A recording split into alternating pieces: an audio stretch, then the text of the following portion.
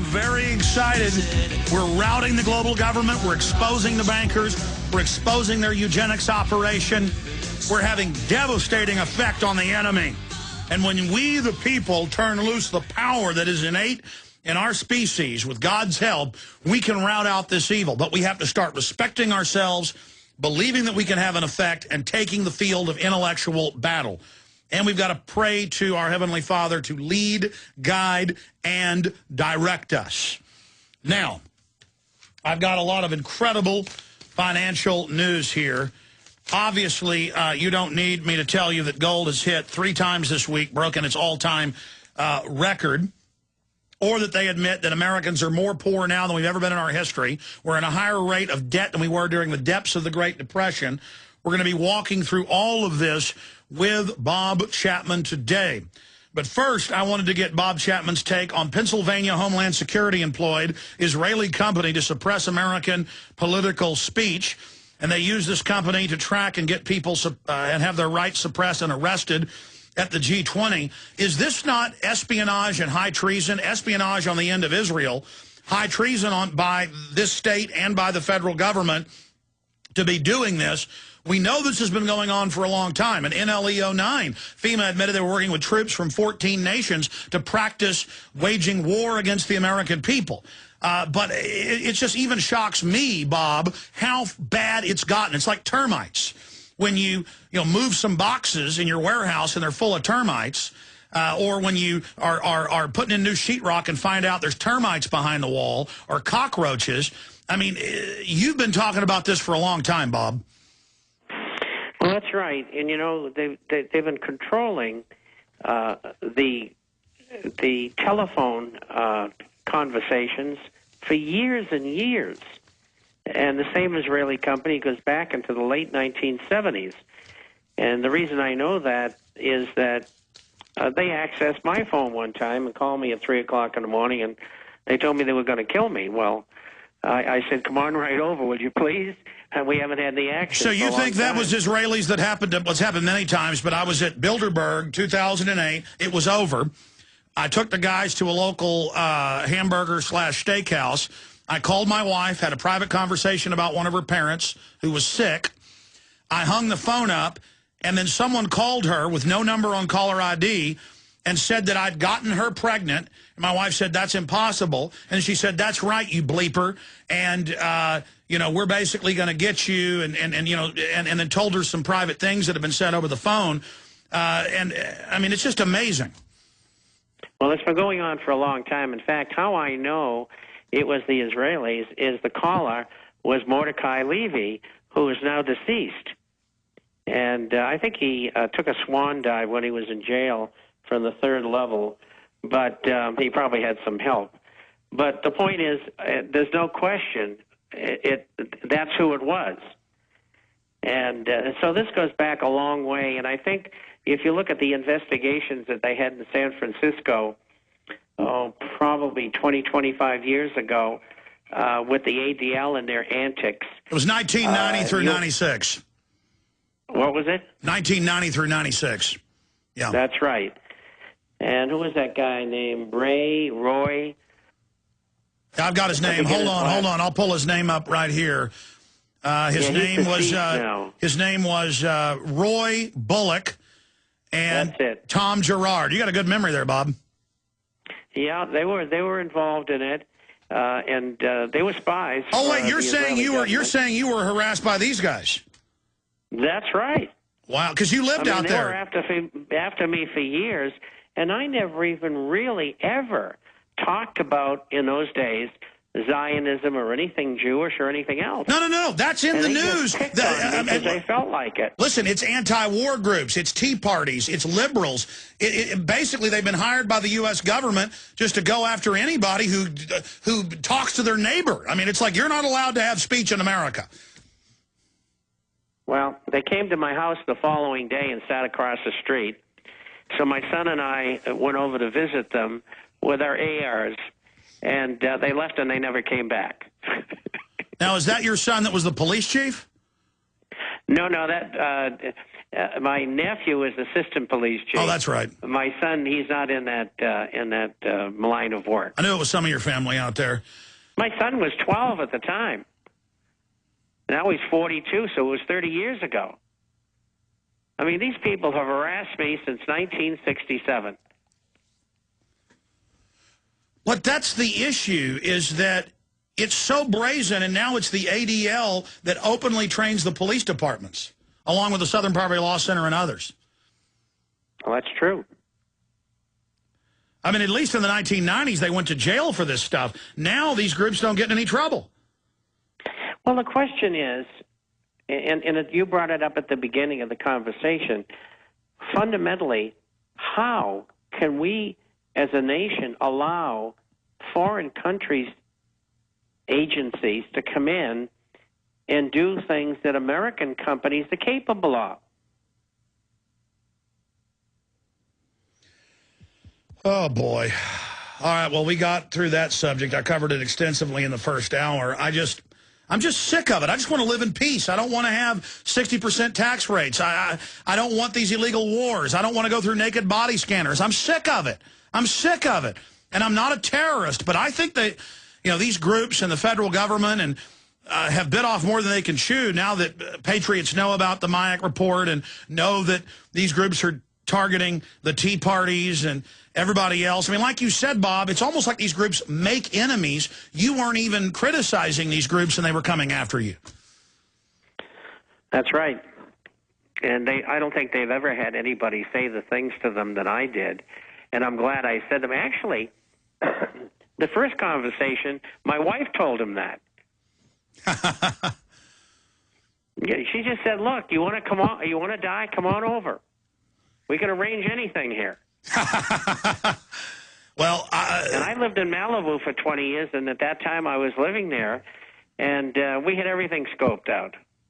Well, I don't know who's calling us, death threatening us. I just know they're already listening to our phones. They like to let us know what our dog's doing in the backyard. They like to let my wife know what we were just talking about. So whoever it is taps my phones, then a few times a year just calls up and says, "I'll cut your head off. I'll rape you. You know, your little dog was just out back drinking water. I'd like to kill it." Really nice people. Well, that's psychological warfare, and because of the sacrifices that you've made for the American people, you're going to have to put up with it and be strong and don't let it get to you and keep on doing the fantastic work that you're doing. And we are kicking them all over the place. We're killing them. Incidentally, I was on Wednesday again in Athens, and I gave them an earful again. And I don't know if you saw the article in Vanity Fair by Mike Lewis, who's an author. Anyway, he mentioned the fact that he went up to see these monks who were very active in politics in Greece. And he said, "Well, how do you know so much about all this stuff?"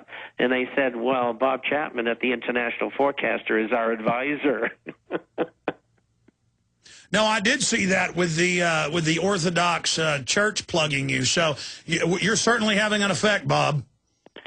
Well, I love it, and I'm safely tucked away. They have a heck of a time trying to find me, and we're going to keep on doing it, and we're going to win. And so, all of you people out there, we are going to win. You just got to help us. You got to do your part. Listen what Alex says, because he's closer to the heartbeat of what's going on than I am. And go forward, get those DVDs out, and let the whole world know who's taking advantage of them. Bob, let's get into the economy. I was looking around for my stack. I covered it in the first hour. Then I got into geoengineering and sterilization vaccines and everything else. But I have this huge stack where, oh, here it is. I found the stack. Gold rises to record on increased demand for wealth protection. We've always said you can't trust these derivatives. You can't trust all this paper money. Silver hits all-time high along with gold. I got to go back. 2 months ago, when it was at its new low in the last year, you said, I look for September. I look for it to run up.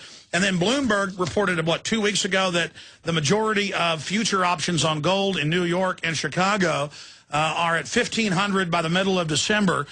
So you've been absolutely right again, Bob. So tell us what's coming up with gold. Well, first of all, thank you. Gold was up 262. It's still trading in the October month. And silver's up 3 pennies today, which is good considering the gains that it's made recently. One of my deep people who get me information told me today that the lawsuit, the class action lawsuit against J.P. Morgan Chase and the silver scam is continuing to go forward. They haven't announced it yet. When they will, I don't know. But I got that from the horse's mouth. So it hasn't gone away unless they change their mind. And they've got input from people who were involved. And so, you know, as far as evidence is concerned, they've got plenty of it. One of the things that happened yesterday, I guess it was yesterday, they had the auctions, and the foreigners bought a little bit more treasuries than they had before. But something that people have overlooked is that, and this is a big development, and that is central banks sold $57 billion worth of U.S. agency debt. Bob, stay there. We got a break. Sorry to interrupt. We're going to come right back with that on the other side and get more into the economy. Stay with us. Here's some of the headlines I've got. This is out of the French news agency.